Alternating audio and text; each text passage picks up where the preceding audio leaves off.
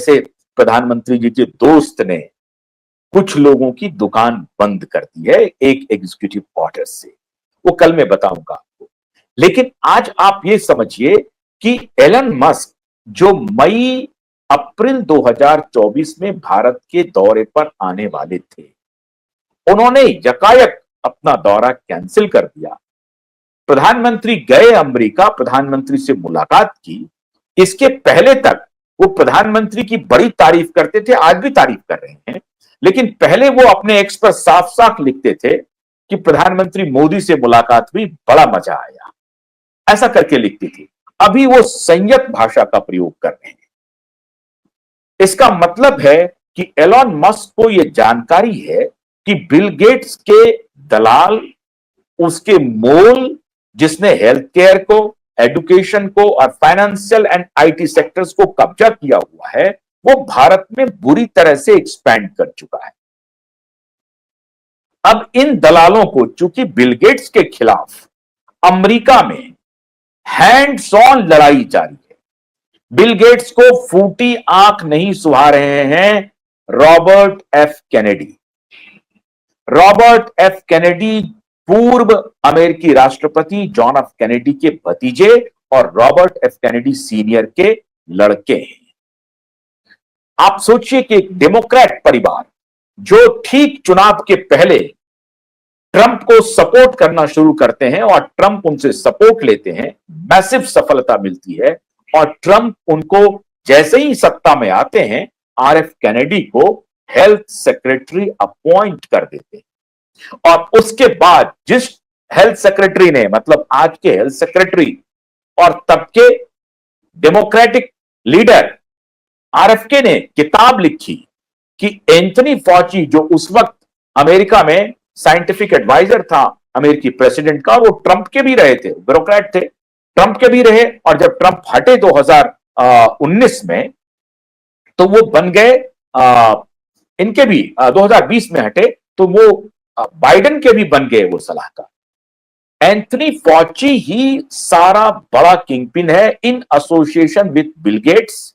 Anthony Fauci, Bill Gates और pharma premises के ऊपर आर एफ कैनेडी ने बहुत लंबी चौड़ी किताब लिखी है, बड़ा रिसर्च तैयार किया है, और वो सारे रिसर्च पेपर पूरी तरह से वेरीफाइड। उनकी पुस्तक ने धमाल मचाया हुआ है। आज के दिन में रॉबर्ट एफ कैनेडी अमेरिका के हेल्थ सेक्रेटरी हैं। अब जिसके बारे में आप ख्याल कीजिए, 2021 का दौर, जब ट्विटर हुआ करता था और ट्विटर ने एलन मस्क के सारे ट्वीट को टेक डाउन कर दिया। जो उस वक्त कोविड को लेकर के एलन मस्क जो कुछ भी ट्वीट करते थे, उसे मिस इंफॉर्मेशन की संज्ञा देकर के एलन मस्क के सारे ट्वीट को टेक डाउन कर दिया जाता था। अमेरिकी राष्ट्रपति, उस वक्त जो पूर्व राष्ट्रपति थे डोनाल्ड ट्रंप, उनके अकाउंट को खत्म कर दिया गया, सस्पेंड कर दिया गया। एलन मस्क के भी अकाउंट को एक प्रकार से सस्पेंशन में रखा, आर एफ कैनेडी के भी अकाउंट को सस्पेंशन में रखा, और जो दूसरे आज जो NIH, national institute of health के डायरेक्टर हैं जय भट्टाचार्य, जिसके बारे में मैं कल बताऊंगा, ये जय भट्टाचार्य के अकाउंट को भी सस्पेंड कर दिया। जो कोई भी कोविड के ऊपर या कोविड प्रोटोकॉल के ऊपर कोई साइंटिफिक सवाल खड़ा करता था, तो ये पूरा गैंग, बिल गेट्स गैंग और एंथनी फॉची का गैंग, उन सारे ऑल्टरनेटिव साइंटिफिक आर्गुमेंट को डिवास्टेटिंग डिस्ट्रॉय करता था पूरी तरह से। और इसके लिए इको हेल्थ अलायंस था एक ऑर्गेनाइजेशन, और जो वुहान इंस्टीट्यूट ऑफ वायरोलॉजी है उनके साइंटिस्ट का एक मेल है, और फिर इको हेल्थ अलायंस के साइंटिस्ट का एक मेल है एंथनी फॉची को, we should take devastating step to stop these fringe scientists. आज जो एनआईएच के डायरेक्टर हैं जय भट्टाचार्य, जिन्होंने बैरिंगटन डिक्लेरेशन साइन किया, उनको इन्होंने फ्रिंज साइंटिस्ट की संज्ञा दी थी। तो एलन मस्क का उस वक्त से बिल गेट्स के साथ राइवलरी शुरू हुआ।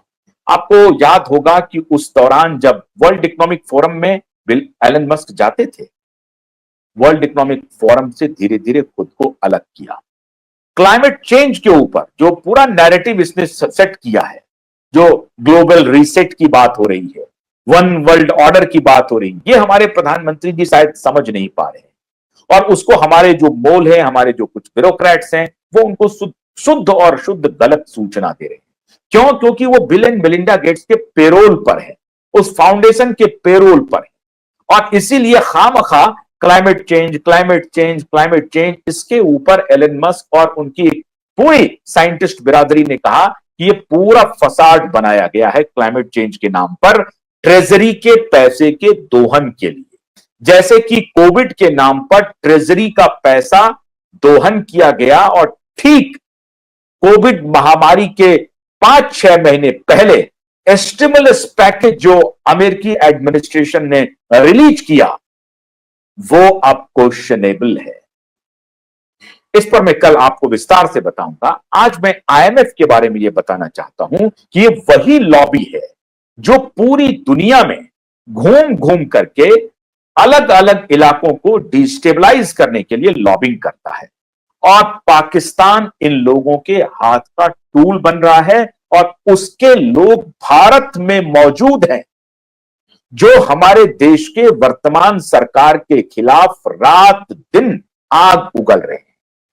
लेकिन दुर्भाग्य यह है कि हम लोग बार बार यह सूचना अपने प्रधानमंत्री को दे रहे हैं, उनके इकोनॉमिक एडवाइजर को दे रहे हैं, उनके हेल्थ एडवाइजर को दे रहे हैं, लेकिन वो इस सूचना को लेने के लिए तैयार नहीं है।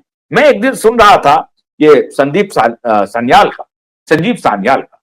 सान्याल कह रहे थे कि मैं कोविड के दौरान सर्च कर रहा था, तो एक प्राइवेट कंपनी को जा रहा था, उसको जा रहा था। अरे संजीव सान्याल जी, आपको अगर शोध नहीं है तो हम ये जो सूचना दे रहे हैं उसे पता कीजिए कि कोविड क्या था, कोविड के दौरान हुआ क्या था, शोध तो कीजिए। और जब हम कल बताएंगे तो आपको पूरा पता चल जाएगा। अभी ये वही लॉबी है जिस लॉबी के खिलाफ एलन मस्क खड़ा है, डोनाल्ड ट्रंप खड़ा है पूरी तरह से। और उसी दौरान जब ट्विटर इनके सारे चीजों को सस्पेंड कर रहा था, टेक डाउन कर रहा था, सारे साइंटिफिक आर्गुमेंट को डिलीट कर रहा था, तब जाकर के एलन मस्क ने ये तैयारी की कि अब इस ट्विटर को ही खरीदा जाए। और 1 का 10 पैसा दे करके इन्होंने, जो उसकी औकात नहीं थी ट्विटर की, इन्होंने ट्विटर को खरीदा।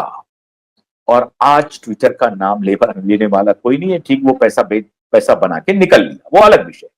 लेकिन आज एक मीडिया वॉर, आप समझिए कि जब अमेरिकी लेगेसी मीडिया, एक फॉक्स न्यूज को छोड़ करके बहुत सारे, पूरी मीडिया डिवाइडेड थी बाइडेन को जिताने के लिए, बाइडेन बाद में अस्वस्थ हो गए तो कमला हैरिस को जिताने के लिए पूरी पूरी ताकत लगा दी, उस दौर में एलन मस्क का एक्स प्लेटफॉर्म और फॉक्स न्यूज ये खड़ा हुआ और ट्रंप को जिता कर खिलाया। अब यह बात भारत को समझनी पड़ेगी, भारत के विदेश मंत्री को भी और हमारे प्रधानमंत्री को भी, जो ट्रंप आपके पूरी तरह से दोस्त थे, उनके